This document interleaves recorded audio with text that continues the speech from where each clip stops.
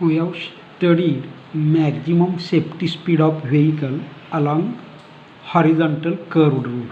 म्हणजे हा रोड आहे, ही याची इनर साईड आहे आणि ही आउटर साईड आहे. Both are at same height. Then what happens, force of centripetal force is equal to force of static friction. That is, we have studied that when vehicle is moving along horizontal, what happens, its weight is acting vertically downward. So let us consider this is horizontal road.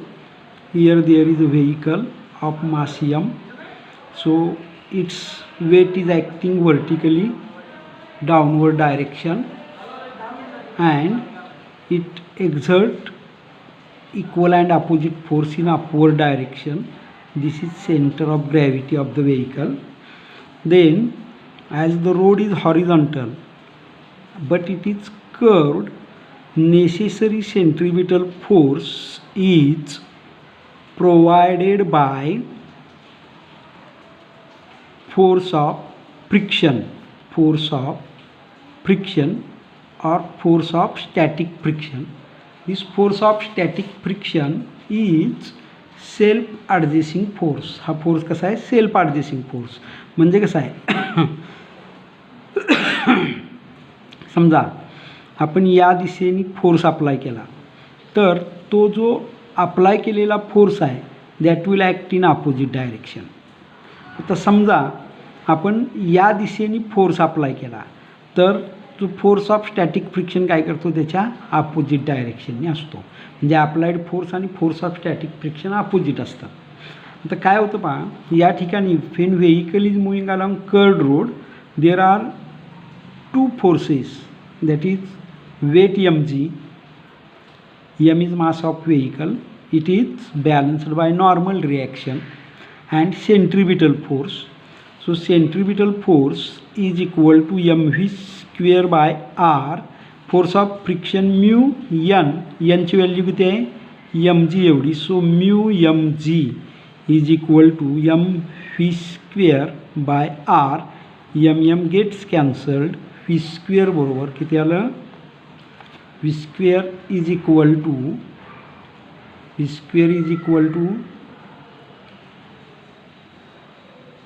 under v square is equal to mu r g, or v is equal to under square root mu r g.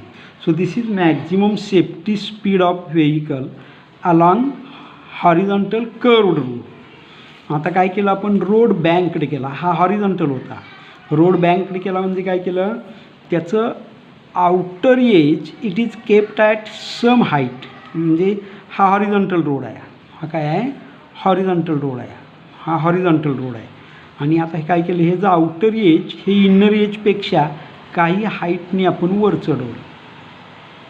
याला काय म्हणायचं, banked road. This process of raising outer edge above inner edge or horizontal is called as banking of road. आणि हा दोन्हीमधील जो angle आहे, angle between outer edge of the road and horizontal, त्याला म्हणायचं अँगल ऑफ बँकिंग. आता काय केलं, vehicle is moving along banked curved road. म्हणजे हा पृष्ठभाग आहे रोड रस्त्याचा. यापूर्वीच्या उदाहरणामध्ये इथं काय होतं, हा पृष्ठभाग होता, यामध्ये काही बँकिंग वगैरे नव्हतं. यामध्ये बँकिंग आहे, बरोबर आहे. मग काय होतं, हे जे व्हेकल आहे, समजा हे व्हेकल आहे, आता हे हॉरिझॉन्टलला असेल तर असं असेल. आता काय झालं, we have banked road, so vehicle will be as like this. म्हणजे त्याचा भाग काय होईल, असा हा कललेला असेल, बरोबर आहे. मग अशा कललेल्या अवस्थेमध्ये काय होणार आहे, यावरती जे फोर्स असणार आहेत ते पूर्वीच्यापेक्षा, म्हणजे या उदाहरणापेक्षा वेगवेगळे असणार आहेत हॉरिझॉन्टलपेक्षा. मग कोणते असतात बघा, हा जर अँगल थिटानी बँक केला तर काय होतं, weight of vehicle is always acting in vertically downward direction. Weight of vehicle यामध्ये आणि यामध्ये आधी साम्य बघूया, म्हणजे समजण्यास सोपं होईल. mg काय आहे, ॲक्टिंग व्हर्टिकली डाऊनवर्ड. आणि आता हे ॲक्च्युअली व्हेकल आहे ते असं जरासं कललेलं आहे, असं जरासं कललेलं आहे. असं नाही हॉरिझॉन्टल, तर जरासं कललेलं आहे. त्यामुळे काय होतं, हे वेट या पूर्वीच्या रस्त्याला परपेंडिक्युलर, परंतु त्याची नॉर्मल रिॲक्शन आहे ती आत्ता जो बँक्ड रोड आहे त्याला परपेंडिक्युलर दाखवायचं आणि इथं 90 डिग्री अँगल दाखवायचा. म्हणजे हे झालं नॉर्मल रिॲक्शन. तर नॉर्मल रिॲक्शनचे परत दोन कंपोनंट कोणते, N cos theta in this direction, N sine theta in this direction. आता हा एन थिटा का, तर समजा हा 0 झाला, हा अँगल किती झाला, असा 0 झाला, तर हा एन जो आहे that will be in upward direction, N cos थिटाच्या दिशेने एन असेल, बरोबर आहे. पण काय झालं, हा असा नाही, त्यामुळं काय झालं, हा एन आहे, अशा स्थितीत एन हा अपवर्ड डायरेक्शनने असला असता. आणि आता रोड बँककडे केल्यामुळं व्हेइकल जरासं कललं, आतल्या बाजूला चुकलं अशा पद्धतीनं. म्हणजे हा अँगल थिटा इथला असल्यामुळं, इथला अँगल थिटा असल्यामुळं हे पण जे नॉर्मल रिॲक्शन आहे ती पण अँगल थिटामधून कळेल. मग समजा हे असं आपण अशा रीतीनं मूव केलं थिटा, तर हा थिटा इथं 0 होईल, एन अपवर्ड डायरेक्शनने होईल. म्हणजे ठीक आहे. आता हा एम जी झाला आणि हा एन कॉस थिटा झाला. मग आता एन कॉस थिटा हा एनचा एक कॉम्पोनंट आहे, दुसरा एन कॉस थिटाला परपेंडिक्युलर कॉम्पोनंट झाला एन साइन थिटा. इकडं काय असणार आहे, radius of the circular path, हा रोडचा सरफेस आहे, आउटर एज. मग आता फिगरवरून काय दिसते बघा, हे जरा समजून घेतलं की पुढं काहीच अवघड नाही, हे लक्षात घ्या. एन कॉस थिटा बरोबर किती आलं फिगरमध्ये, एम जी. आणि एन साइन थिटा काय करतं, it plays a role of centripetal force, बरोबर आहे. मग आता काय करा, N sine theta upon N cos theta घ्या. काय करूया इथं, एन साइन थिटा हे इक्वेशन 1 म्हणू, इक्वेशन 2 म्हणू, पूर्वीप्रमाणेच आहे, इथं दाखवलं आहे ना त्या पद्धतीनंच आहे, तरी पण बघूया आपण. N sine theta upon N cos theta किती येणार, N sine theta M V square by R आणि एन कॉस थिटा आहे M G, M V square by R by M G. म्हणजे काय होणार, एन एन कॅन्सल झालं, sine theta upon cos theta राहिलं, काय आलं, sine theta upon cos theta. इथं काय कॅन्सल होणार, एमला एम कॅन्सल झालं, काय आलं, V square by R G.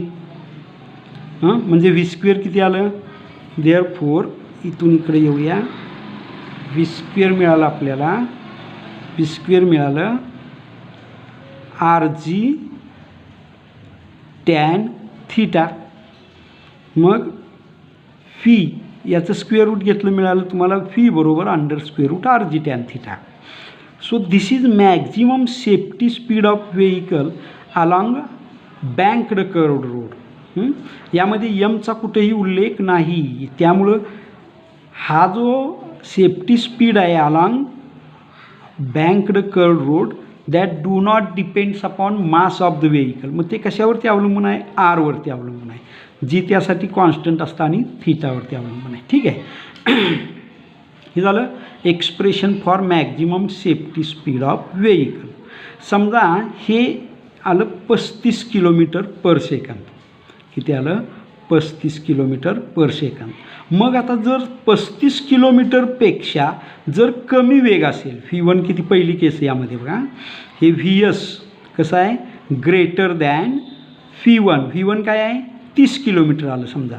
म्हणजे आत्ता जो वेग आहे तो व्हेइकलचा वेग बँक्ड कर्व्ड रोडवरती जाताना किती आहे, 30 किलोमीटर आहे.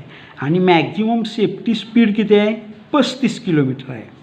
तर काय होईल, आणि दुसरं काय, तर हा स्पीड जो व्हेइकल ज्या वेगाने जाणार आहे ते 40 किलोमीटर आहे. म्हणजे कसं आहे, ते 35पेक्षा मोठा असेल. आलं का लक्षात काय म्हणतो आहे, इथं मॅक्झिमम सेफ्टी स्पीड किती आहे, 35 आहे. मग प्रत्येक वेळेला 35 वेगानंच जाईल असं काही नाही आहे. मग समजा वेग 30 आला तर किती, V1 किती येईल, V1 30 असेल तर काय कंडिशन येईल. आणि समजा 40 असेल वेग त्या वाहनाचा तर काय होईल, ह्या दोन केसेस आपल्याला डिस्कस करायचं. व्हिडिओ मोठा होईल म्हणून इथं कट करतो आणि लगेच त्याला जोडून घेतो. ठीक आहे.